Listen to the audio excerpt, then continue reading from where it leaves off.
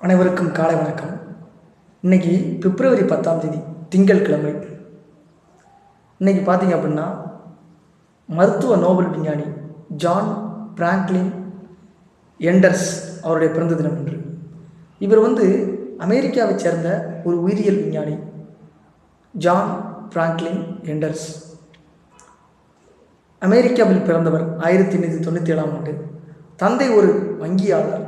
Noah Webster பள்ளியிலும் new ஹாம்சையர் அப்படின்ற ஒரு ஊரில் உள்ள செயின்ட் பால் பள்ளியிலும் படித்தார். 1915 ஏல் பல்கலைக்கழகத்தில் சேர்ந்தார். 2 வருடங்களில் படிப்பை நிறுத்திவிட்டு அமெரிக்க இராணுவத்தில் சேர்ந்து விட்டார். முதல் உலகப் போருக்கு பின் மீண்டும் ஏல் பல்கலைக்கழகத்தில் சேர்ந்து 1920 பட்டம் பெற்றார். பிறகு ரியல் எஸ்டேட் பிசினஸில் இறங்கினார். அதில் திருப்தி ஏற்படவில்லை. ஹார்வர்டு பல்கலைக்கழகத்தில் சேர்ந்து ஆங்கில ஆசிரியராக மாறும் நோக்கத்துடன் 4 வருடங்கள் ஆங்கில இலக்கியம் பயின்றார். சில நேரம் நம்ம இலக்கு திடீரென்று ஒரு இலக்கை நிர்ணயித்து அதை நோக்கி நம்ம பயணிப்போம். அது மாதிரி இவரும் பயணிச்சிருக்கிறார். அந்த தொழிலிலும் அவருக்கு நாட்டம் ஏற்படவில்லை. பாக்டீரியாலஜி மற்றும் நோய் தடுப்பியல் படிப்பில் PhD மாணவராக சேர்றார். சம்மந்தம்லாம் போகிறார் அப்படின்னு சொல்லி நம்மளுக்கு தோணும்.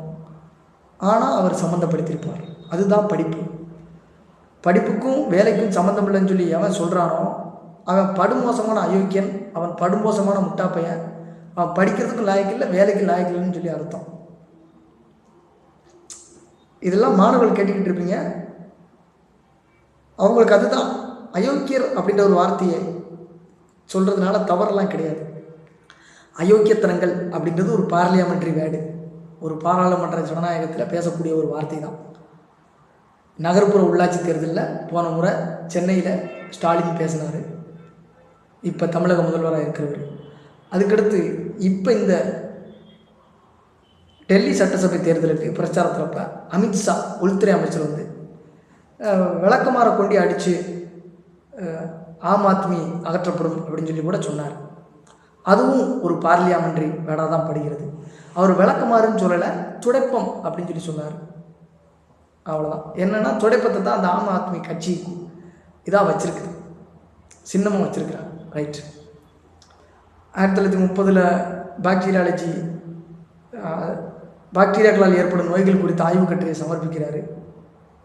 ஹார்வர்டு பல்கலைக்கழகத்தில் பணியாற்றுகிறார். அதன் பின்பு இந்த காலகட்டத்தில் பாக்டீரியாக்களின் வீரியத்தன்மை மற்றும் உடலின் நோய் எதிர்ப்பு சக்தியின் ஆற்றல் குறித்த சில காரணிகளை ஆராய்ச்சி செய்கிறார்.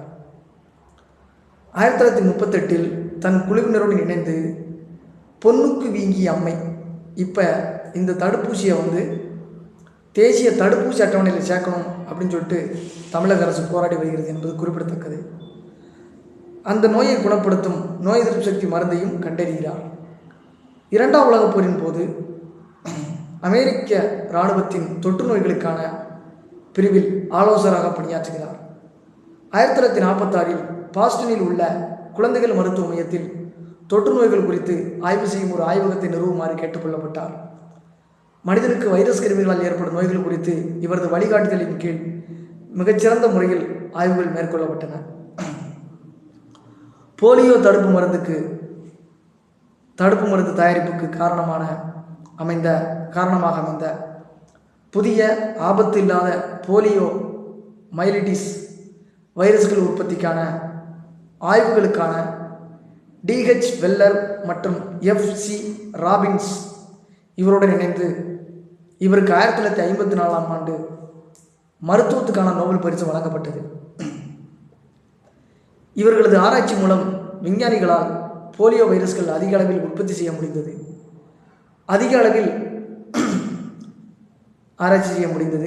இந்த ஆராய்ச்சி முறை மற்றும் போலியோ மருந்து தயாரிப்புக்கு மட்டுமல்லாமல் பிற வைரஸ்களை பற்றிய ஆய்வுகளை மேற்கொள்ள உதவியது.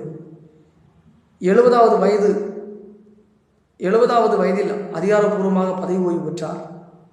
1897 பிறந்தவர். மேலும் 10 ஆண்டுகள் ஹார்வர்டு பல்கலைக்கழகத்தில் கற்பித்து வந்தார்.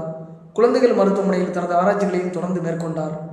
நோபல் பரிசு தவிர ராபர்ட் காச் பரிசு, பிரசிடென்சியல் மெடல் ஆஃப் ஃப்ரீடம் உள்ளிட்ட பல விருதுகளை வென்றிருக்கிறார். வைரஸ்கள் குறித்த ஆராய்ச்சி களத்தில் ஒரு புரட்சியை ஏற்படுத்தி மனித குலத்துக்கு மகத்தான சேவை புரிந்த ஜான் பிராங்க்லின் எண்டர்ஸ் 1985 88 வயதில் மறைந்தார். நன்றி, வணக்கம்.